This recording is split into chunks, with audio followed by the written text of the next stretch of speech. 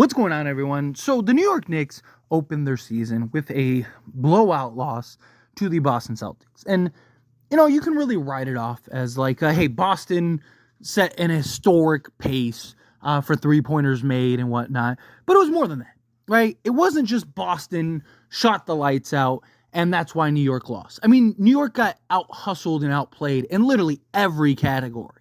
So it was something that really showed the Knicks, they still have a mountain to climb, right? And that's fine, right? This team, very talented, have a ton of talent on their roster, and I do believe will be the second best team in the Eastern Conference behind the Boston Celtics.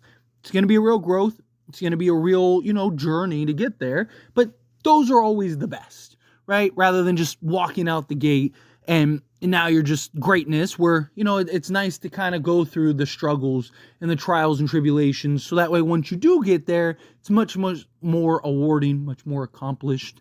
And then also you're prepared, right? Great example, 73-9 Warriors, right? They didn't win the championship, right? That's the big thing. And it's like, because you want to go through those trials. You want to go through those hurdles.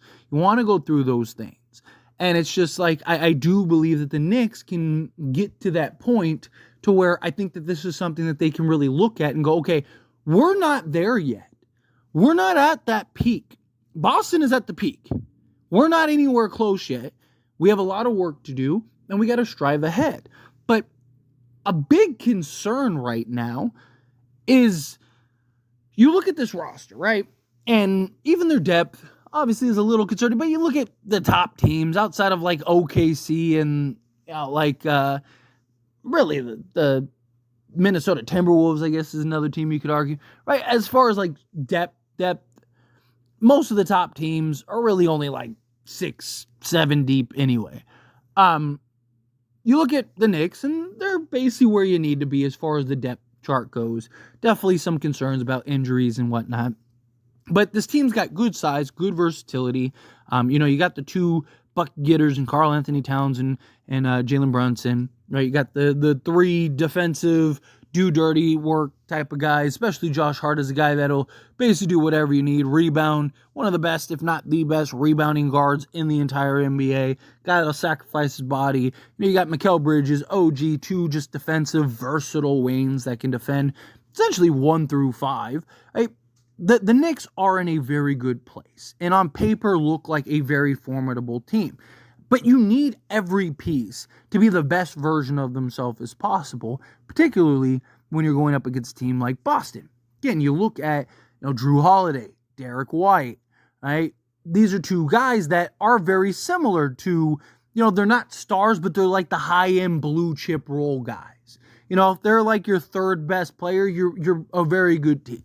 And that's kind of what Mikal Bridges, OG, guys like that are. Right? They're not really your first option. They're not really your second option. But as like your third, fourth option, you're an excellent basketball team. They're going to be able to do a lot. But you need the best versions of those.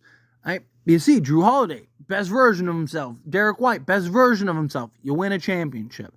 And then you need to have, of course, the stars. Right? Look at Jason Tatum, Jaylen Brown. Okay, well, you got, Karl Anthony Towns, Jalen Brunson. And so you have that, but you need your role guys to be the best versions.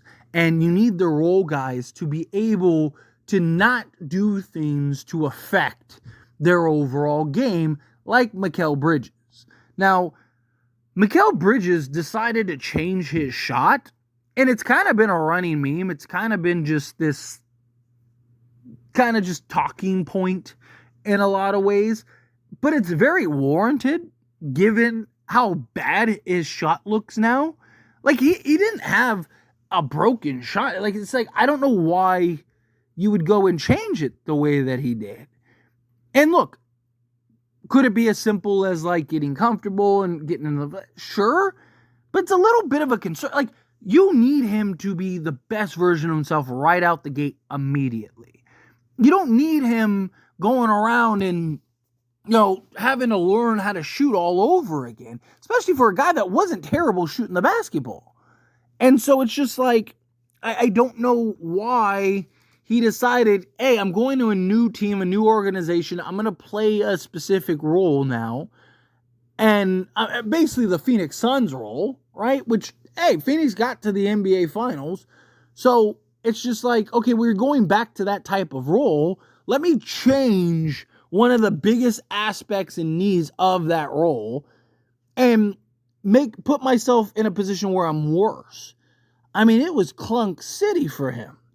All right, now he did have like a little stretch where he heated up a little bit, but it's been a real concern because we've had, a handful of games to really look at it, and it's been like atrocious. Like it not only does it look ugly, there's a lot of guys throughout the history of the league that their shots are not the prettiest, but can knock it down with some consistency, some regularity. No, his shot is ugly and he can't shoot. Right? Like that's a terrible combination. And so I don't think it's panic mode yet for the Knicks with him, but I do think it's something that you definitely need to keep an eye on. I think it's something that you definitely need to watch because him shooting and not shooting well could be the difference between you winning a championship or not. Like, genuinely. Because he is going to be looked at as such a big role. He's going to be playing such a big part. And you need his floor space. You need his ability to knock it down with some consistency. Whole point of him was that he's a 3-and-D guy, one of the better in the league, that can also put the ball on the deck and make plays for himself as well as others. It was the ability to do a little bit of everything. Right? You're talking in the mold of like Chris Middleton, like guys like that, where it's just like, give them the ball. They can go on any given night. Be your third guy. Be your second guy. But Mikal Bridges, if he can't shoot the basketball, that is not good. Because, again, once you get to the playoffs and you get to the conference finals and now you're playing Boston, Boston's just going to live with him jacking up threes. Boston's just going to live with him, taking shots and shooting 28% or whatever he ends up shooting. Right? Like, he needs to be able to do a little bit of everything. He needs to be able to hit the shot with some consistency. I'm not saying he has to be a 45% three-point shooter or anything like that, but he needs to be reliable enough and consistent enough to where he's not a liability out there. And thus far, he's looked like a bit of a liability. So, not only do you have a Knicks team that has a lot that they need to work out and figure out, you have a Knicks team that just showed that they're not quite there yet as far as being at the top of the top. And again, it's not just because Boston shot the lights out or anything like that. Again, go look at that game. They dominated in every facet of that game, right? So the Knicks need to figure that out. But then one of your biggest pieces and one of your biggest acquisitions and the guy that you're going to be on many nights relied on as like your third guy minimum just decides like, I want to become an entirely new basketball player. It's just like, that's not ideal because now you're fighting the battle and the struggle and going through the learning process and everything of just the putting a new team together and trying to compete and contend for an NBA championship. But then you have one of your top players on an individual level going through the same hurdles and obstacles from a team element and team perspective, but now also an individual standpoint. That's not good. Like, that's the last thing you want if you're the Knicks, is a guy basically trying to find himself when you just overpaid to go and acquire him. Like, who came up with the idea of this? Like, that's what I want to know. Like, which trainer or friend or whatever pulled him aside and was like, hey, you know what we should do? We should fix your shot. We should change your shot entirely and make it look worse than it's ever looked and just basically tank your efficiency. Like, it's wild. Now, again, maybe you trust the process and over time he'll figure it out and it'll work out and he'll be fine. It's always a possibility. It's never too late to get it worked out, and all of a sudden he becomes an efficient three-point shooter. But it's just like, if you're the Knicks, this isn't something that you're like thrilled about. Right? Because you were expecting him to come in, be a legit 3-and-D guy that can also go, give you 18 to 20 on any given night.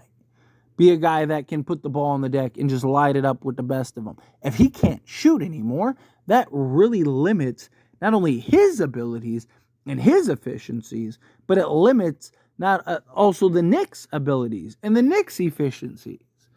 And now you have a guy that was supposed to be one of your key blocks now is cause mayhem. And no, they offered him a new extension. He denied the new extension. Supposedly he's willing to sign a cheaper deal so that way they can kind of keep everyone together and maintain flexibility. But how much you giving him if he's a terribly inefficient player now and he can't shoot and he's forgot how to play the game of basketball?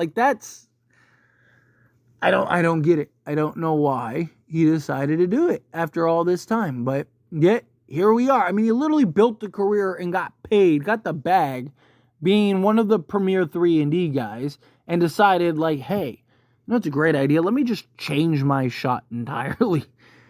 I don't know. Let me know your thoughts and opinions down in the comments below. I'll leave it at that. Let me know your thoughts and opinions, however you feel, whatever your thoughts are. Do you have concerns with the Knicks? Do you have concerns with Mikal Bridges? Do you have concerns with Bolt? Do you think, no, it'll be all right. He'll figure it out. He'll come around. It'll all work out in the end. Again, however you feel, whatever your thoughts are, I'd love to hear it. So let me know down in the comments below. That being said, if you haven't liked this video, hit that like button. Helps me a lot. Helps me enjoy these types of videos, and I truly appreciate it. Not subscribe channel, hit that subscribe button. Turn on the bell notifications. Appreciate y'all. See you in the next one.